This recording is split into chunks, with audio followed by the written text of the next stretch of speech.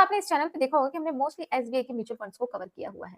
हमेशा एसबीआई के mutual fund के बारे में बताया क्योंकि मैक्सिमम ज़्यादा रिक्वायरमेंट होती है एसबीआई म्यूचुअल फंड की। लेकिन क्या सिर्फ एसबीआई का ही म्यूचुअल फंड बेटर परफॉर्मेंस देता है? क्या कोई और फंड नहीं है जो आपको बेहतर रिटर्न दे सकता है? म्यूचुअल फंड चुनने का क्या मुख्य कारण क्या है? और इसके अलावा यदि आप कोई बेस्ट म्यूचुअल फंड चुनते हैं तो आपको क्या-क्या देखना चाहिए? आज की वीडियो में हम सब जानेंगे। इसके अलावा हम एक कंपैरिजन भी देखेंगे कि एसबीआई, एचडीएफसी या फिर हो आईसीआईसी जो कि भारत के सबसे बड़े बैंकों में से एक है। तो इन बैंकों में से जो भी म्यूचुअल फंड स्कीम्स ने बेहतर परफॉर्म किया है, हम उसका कंपैरिजन भी देखेंगे और साथ में आपको भी बताएंगे कि आप कैसे लिए अपना बेटर म्यूचुअल फंड फाइंड कर सकते हैं। नमस्कार दोस्तों, स्वागत है आपका आपके अपने चैनल में। दोस्तों, हम बात कर रहे हैं एसबीआई म्यूचुअल फंड। क्या आप भी सोच रहे हैं कि म्यूचुअल फंड में निवेश करने के लिए, लेकिन आपको समझ नहीं आ रहा है कि भाई आपके पास 3 विकल्प हैं, एचडीएफसी है, एसबीआई का है, आईसीआईसी का है। लेकिन कौन सा फंड ज्यादा भरोसेमंद है, कौन बेहतर रिटर्न देने वाला है? इस वीडियो को अंत तक देख लो, आपको खुद ब खुद डिसीजन लेना आ जाएगा। तो देखो, आज की वीडियो में हम बात करेंगे एसबीआई म्यूचुअल फंड को चुनने के पीछे की वजह। दूसरा, एक अच्छा फंड चुनने के 5 इंपॉर्टेंट पॉइंट। साथ ही साथ हम कंपेयर करने वाले हैं, लार्ज कैप फंड की गहराई की तुलना करने वाले हैं और आपको सिखाएंगे भी कि आप कैसे कंपेयर कर सकते हो यदि भविष्य में कभी भी आपको कोई डाउट होता है। चलिए शुरू करते हैं। पहली बात, एसबीआई का ही म्यूचुअल फंड क्यों चुने? देखिए, एसबीआई भरोसे का भारत में सबसे ज्यादा ट्रस्ट एसबीआई बैंक पे किया जाता है। क्यों? क्योंकि इसके कई सारे कारण है। पहला, गवर्नमेंट बैकिंग, मतलब ये एक सरकारी बैंक जैसा है, ये एक सरकारी बैंक है जिसमें निवेशकों को सुरक्षा और भरोसा मिलता है। तो जाहिर सी बात है, ट्रस्ट का दूसरा नाम भाई एसबीआई, इन्होंने भरोसा जीता है लोगों का, इसलिए लोग आंख बंद करके एसबीआई पे भरोसा करते हैं। लेकिन क्या सारे फंड्स बेहतर रिटर्न देते हैं? नहीं, ऐसा नहीं। एसबीआई के भी कुछ ऐसे फंड्स हैं जो कि नाम से तो अच्छे हैं लेकिन परफॉर्मेंस के अच्छे नहीं हैं। तो कौन से फंड कैसे आपको ट्रैक करना है वो सब हम समझेंगे। दूसरा है एक्सपीरियंस और ट्रस्ट। सन 1987 से म्यूचुअल फंड की सेवाएं दे रहा है, सो ट्रस्ट तो बना ही हुआ है। टॉप 10 लाख करोड़ से भी ज़्यादा का फंड मैनेज करता है, तो सबसे बड़ी एसेट मैनेजमेंट कंपनी हो चुकी है, ठीक है?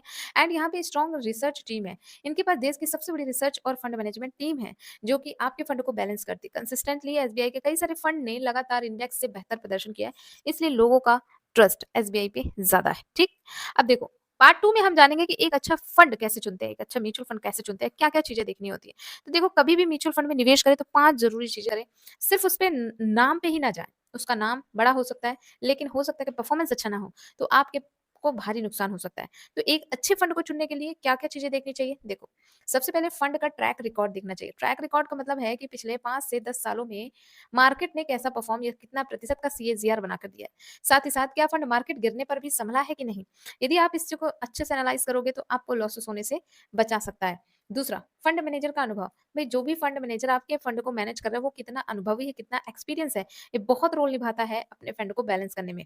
नेक्स्ट, रेशियोज़ का विश्लेषण। देखिए, यहाँ पे एक्सपेंस रेशियो के साथ-साथ आपको ये भी देखना है कि इसका रिस्क रेशियो कैसा है। अब रिस्क रेशियो में आपको alpha, Sharpe ratio, beta ratio ज़रूर देखना होता है। अल्फा रेशियो 1 से ज़्यादा होना चाहिए, शार्प रेशियो भी 1 से ज़्यादा होगा तो बेहतर है, बीटा रेशियो इससे कम होगा तो ज़्यादा अच्छा माना जाता है। एक्सपेंस रेशियो जितना कम होगा, फंड उतना ही अच्छा होगा। एक्सपेंस रेशियो को कहते हैं दोस्तों फंड को मैनेज करने का खर्च, तो जितना कम होगा उतना ही अच्छा होगा। डायरेक्ट प्लान में हमेशा एक्सपेंस रेशियो कम ही होता है ना? तो कोशिश ये करें अच्छे से समझकर डायरेक्ट प्लान में निवेश करें। ओके, अब उसके साथ साथ एयूएम साइज, देखिए फंड साइज भी देखना इंपॉर्टेंट है कि जब से फंड लॉन्च हुआ है तब से लेके अभी तक इसका फंड साइज कितना हुआ है। एयूएम बताता है कि निवेशकों का कितना भरोसा, कितने लोगों का ट्रस्ट है, ठीक है? लेकिन बहुत बड़ा एयूएम कुछ कैटेगरीज में परफॉर्म धीमा कर देता है, इसलिए बहुत बड़ा भी एयूएम नहीं होना चाहिए और बहुत कम भी नहीं होना चाहिए। तो ये 5 इंपॉर्टेंट फैक्टर हैं जो कि आपको चेक आउट करना है एक अच्छे म्यूचुअल फंड को चुनने में। ओके, अब बात आती है कि क्या एसबीआई ही बेटर है, एचडीएफसी और आईसीआईसी बेटर नहीं है? तो देखो, जब कभी भी कंफ्यूजन हो ना, तो आप कोई सा भी फंड, जिस फंड के बारे में आप सोच रहे हो, चाहे एसबीआई का लार्ज कैप हो, मिड कैप हो, स्मॉल कैप हो या फिर एचडीएफसी के कुछ ऐसे फंड हैं, वो सारी चीज़ों के बारे में आप खुद से कंपैरिजन करोगे ना, तो आपको ज़्यादा अच्छे से समझ में आएगा। एक छोटा-सा कंपैरिजन मैं यहाँ पे दिखाती हूँ। आपको एक कंपैरिजन करके बताती हूँ, जिसमें एसबीआई, एचडीएफसी और आईसीआईसीआई के लार्ज कैप फंड का डायरेक्ट ग्रोथ का कंपैरिजन है, ठीक है? तो एसबीआई का हमने लिया ब्लू चिप फंड, ठीक है? जिसने पिछले 5 सालों में 13.45% का रिटर्न बनाकर दिया है। वहीं पे हमने एचडीएफसी का टॉप 100 फंड लिया है, जिसने 12.80% का रिटर्न बना के दिया है पिछले 5 सालों में। फंड साइज़ की बात करें तो एसबीआई का फंड साइज़ है 42,000 करोड़ और एचडीएफसी का फंड साइज़ है 28,000 करोड़। एक्सपेंस रेशियो एसबीआई का है 0.90%, लेकिन एचडीएफसी का 1.04% का है। अल्फा रेशियो है 1.25%, बीटा है 1.05% और शार्प रेशियो है 1.02% का एसबीआई का। वहीं पे एचडीएफसी की बात करें तो 1.05% का अल्फा है, 0.98% का बीटा है और 0.92% का शार्प रेशियो देखने को मिलेगा। इसके अलावा हमने आईसीआईसीआई ब्लू चिप फंड को भी रखा है, जिसने पिछले 5 सालों में 14.10% का रिटर्न बना के दिया है। एयूएम साइज है 38,000 करोड़ का, एक्सपेंस रेशियो 1% का है, शार्प रेशियो और अल्फा रेशियो बीटा रेशियो में आप देख पाएंगे अल्फा है 1.40, बीटा है 0.94 और शार्प रेशियो है 1.05। अब हम तीनों का कंपेयर अगर करें तो 5 साल के रिटर्न में सबसे बेहतर रिटर्न दिया है देखिए आईसीआईसीआई ब्लू चिप फंड ने। एयूएम साइज या फंड साइज की बात करें तो 42,000 करोड़ सबसे ज्यादा फंड साइज है एसबीआई के ब्लू चिप फंड में। वहीं पे अगर सेकंड नंबर की बात करें तो आईसीआईसीआई ब्लू चिप फंड आता है। एक्सपेंस रेशियो जो लगने वाला खर्च है वो एसबीआई में 0.90% है, एचडीएफसी में 1.04% है और आईसीआईसीआई में 1% का है। तो एक्सपेंस रेशियो के मामले में भी एसबीआई बेटर परफॉर्म कर रहा है। अल्फा रेशियो बना के रखा है एसबीआई ने 1.25% और यहीं पे अगर देखें एचडीएफसी और आईसीआईसीआई का तो 1.05 और 1.40% का अल्फा बना के दिया है। बीटा 0.9% का और यहाँ पे बीटा 0.98 और बीटा 0.94% का है। इसके अलावा शार्प रेशियो 1.02% का और यहाँ पे 1.05% का है। तो आपने ये कंपैरिजन किया कि भाई रिटर्न में तो आईसीआईसीआई ने बेटर परफॉर्म किया। आईसीआई का अल्फा भी स्ट्रांग है और शार्प रेशियो भी स्ट्रांग है, बट एसबीआई की अगर मैं बात करूं तो ये काफी बैलेंस्ड है फंड, क्योंकि इसका 5 साल का रिटर्न भी ठीक ठाक है, एयूएम साइज भी ठीक ठाक है और सबसे इंपॉर्टेंट फंड एक्सपेंस रेशियो की कम है इन दोनों म्यूचुअल फंड। अगर आपको लगता है कि 1% का ही म्यूचुअल फंड में एक्सपेंस रेशियो, तो आपको बता दूं ये 1% का म्यूचुअल फंड में जो एक्सपेंस रेशियो लगता है वो आपके 10 से 15 लाख का डिफरेंस भी कर सकता है। तो इसलिए एक्सपेंस रेशियो जितना कम होगा उतना ज्यादा सही रहेगा। बाकी अल्फा बीटा और शार्प रेशियो भी काफी शानदार है ब्लू चिप फंड के एसबीआई के, ठीक है। तो मतलब क्या है कि भाई एसबीआई का काफी बैलेंस फंड है, बेहतर रिस्क मैनेजमेंट के साथ कंसिस्टेंट परफॉर्म कर रहा है। तो हम एक ऐसे फंड को ही चुनेंगे जिसे हमें रिस्क मैनेजमेंट करते अच्छे से आए। एचडीएफसी थोड़ा सा महंगा है क्योंकि एक्सपेंस रेशियो भी ज्यादा है, बट ये भरोसेमंद हो सकता है। इस तरीके से आप कंपेयर कर सकते हैं। इसके अलावा मैंने यहाँ पे कंपेयर भी किया हुआ है, आप ये देख पाओगे कि फंड की लॉन्चिंग डेट से लेकर अभी तक इस म्यूचुअल फंड ने काफी अच्छे रिटर्न बना के दिए। उसमें भी आप देखोगे तो ICICI bank, ICICI true large cap fund और एसबीआई का लार्ज कैप फंड लगभग लमसम ही रिटर्न बना के दिए हैं जब से ये फंड लॉन्च हुआ है। तो अगर आपको कंफ्यूजन हो तो आप ना इन सारे पैरामीटर्स को अच्छे से खुद से कंपेयर करें और जिसमें आपको ज्यादा प्रॉफिट समझ में आए आप उस हिसाब से अपने म्यूचुअल फंड का चुनाव कर सकते हैं। देखिए मार्केट में बहुत सारे म्यूचुअल फंड है, पर स्टेबल मार्केट में वही म्यूचुअल फंड रह पाता है जो कि रिस्क मैनेजमेंट के साथ कंसिस्टेंट परफॉर्मेंस दे। और यहाँ पे हमने पाया कि एसबीआई हमें अच्छा परफॉर्मेंस दे रहा है। इसकी एग्जाम्पल से समझते हैं कि मान लीजिए किसी ने एसबीआई के ब्लू चिप फंड में महज 5,000 रुपए की एसआईपी शुरू की होती, ठीक है, और उसने मिनिमम 12% का ही रिटर्न बना के दिया होता, तो आने वाले 10 सालों में इन 6 लाख के इन्वेस्टमेंट पे 11 लाख रुपए की वैल्यू बन सकती थी। और अगर इसी निवेश को आप 15 सालों तक के लिए रखते तो 9 लाख के इन्वेस्टमेंट वैल्यू पे आपको एस्टिमेट जो रिटर्न मिलता है वो 14,79,000 का मिलता है, जिससे फंड की वैल्यू बन जाती 23,79,657 रुपए।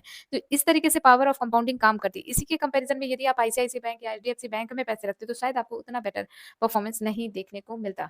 वैसे देखिए हर फंड अपने आप में एक अच्छा फंड है, यहाँ पे किसी भी फंड की बुराई नहीं की जा रही है। ये वीडियो सिर्फ एजुकेशनल पर्पज से बनाई जा रही है। मैंने सिर्फ एक कैलकुलेशन करके बताया है जो कि आपको जानना चाहिए। अब देखिए यदि कोई व्यक्ति निवेश करना चाहता है, उसके पास 5 से 10 लाख रुपए है, तो वो किस तरीके से यहाँ पे अपने पैसे को निवेश करे जिससे उसको बेटर रिटर्न भी मिले और रिस्क भी कम हो। दोस्तों आपको बता दूं, कभी भी पैसे में निवेश करो इस तरह के म्यूचुअल फंड में आप निवेश ना करें।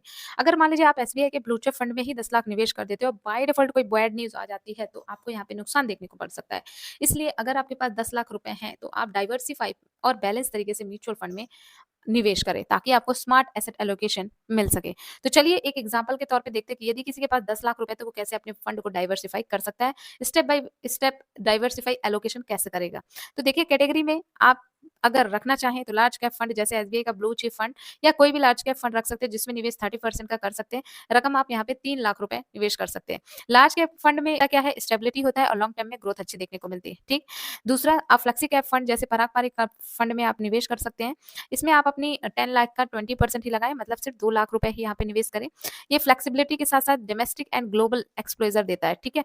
इसके अलावा मिड कैप फंड जैसे मोतीलाल ओसवाल पे भी आप निवेश कर सकते हैं। अपनी 10 लाख का 15% यानी 1.5% आप रख सकते हैं। ग्रोथ पोटेंशियल के लिए बेस्ट फंड माना जाता है। इसके अलावा आप स्मॉल कैप फंड जैसे निप्पॉन का स्मॉल कैप फंड है या फिर एचडीएफसी का भी है, आईसीआईसीआई का भी है और आईएसबीआई का भी है। तो आप अपने अकॉर्डिंग रिसर्च करके कंपेयर करके आप अपने लिए स्मॉल कैप फंड में भी निवेश कर सकते हैं 10% यानी केवल 1 लाख रुपए। ठीक है, इसमें हाई रिस्क तो होता है बट हाई रिवॉर्ड भी आपको देखने को मिलता है। इसके अलावा मल्टी एसेट फंड जैसे आईसीआईसीआई का मल्टी एसेट फंड है, आप इसमें निवेश कर सकते हैं 10% 1 लाख रुपए का। एसेट डाइवर्सिफिकेशन इक्विटी डेब्ट प्लस गोल्ड में निवेश करता है। ठीक है, मल्टीपल एसेट्स होते हैं जिससे ना अगर मान लीजिए कोई बैड न्यूज आती भी है, मान लीजिए मिड कैप कैटेगरी में आती है बैड न्यूज या फिर पराग पारिक में आती कोई बैड न्यूज, तो ये जो अलग से डाइवर्सिफाई करके रखे हैं या फिर अलग से म्यूचुअल फंड में हमने निवेश करके रखे वो आपके बैलेंस को इक्वल करके रखते हैं। ठीक है, डेप फंड जैसे एसबीआई का शॉर्ट टर्म डेप फंड में भी आप रख सकते हो 1 लाख रुपए का सेफ्टी और लिक्विडिटी है। गोल्ड ईटीएफ, ठीक है, गोल्ड बॉन्ड में भी आप निवेश कर सकते हो 5% यानी सिर्फ 50,000 रुपए। ठीक है, तो इस तरीके से आप इन्फ्लुएंसर को भी हैश कर पाओगे और गिरते हुए मार्केट में डेप्ट और मल्टी एसेट जैसे जो फंड्स होते हैं वो आपको संभालते हैं। ठीक है, मार्केट बढ़ता है तो मिड कैप और स्मॉल कैप में जमदार कमाई देखने को मिलती है। लार्ज कैप और फ्लेक्सी कैप से लॉन्ग टाइम में निवेश करने पर अच्छा खासा प्रॉफिट मिलता है एंड गोल्ड इन्फ्लेशन से सुरक्षा मिलती है। तो जब मार्केट गिरता है गोल्ड सेफ रखता है, गोल्ड अक्सर बढ़ता है। तो मतलब इस हिसाब से यदि आप अपने पोर्टफोलियो में रखते हो फंड्स को तो आप बेहतर रिटर्न ले सकते हैं गिरते हुए मार्केट पे भी। वैसे ये हमारा कोई सजेशन नहीं है, देखो आप ही फंड का डिसीजन लेंगे, लेकिन फंड डिसाइड करते समय आप उन 5 चीजों को जरूर ख्याल रखें। साथ ही साथ ऐसा नहीं है कि एसबीआई के ही म्यूचुअल फंड अच्छे हैं, और भी म्यूचुअल फंड है, आप खुद से कंपेयर कर सकते हो, आप खुद से एनालाइज कर सकते हो। जब तक आप सेटिस्फाइड ना हो आप निवेश ना करें, क्योंकि यार देखो म्यूचुअल फंड में निवेश बाजार के जोखिमों के अधीन होता है। रिस्क ले लोगे तो फिर यार आपको प्रॉब्लम भी हो सकती है। तो पहले खुद से रिसर्च करें उसके बाद ही निवेश करें। उम्मीद करती हूँ आज की वीडियो आपके लिए काफी हेल्पफुल होगी। अगर आज का वीडियो आपके लिए हेल्पफुल है, वीडियो को लाइक जरूर करें, शेयर करें। ऐसी इन्फॉर्मेटिव वीडियोस के लिए आप चैनल सब्सक्राइब कर सकते हैं। Thank you.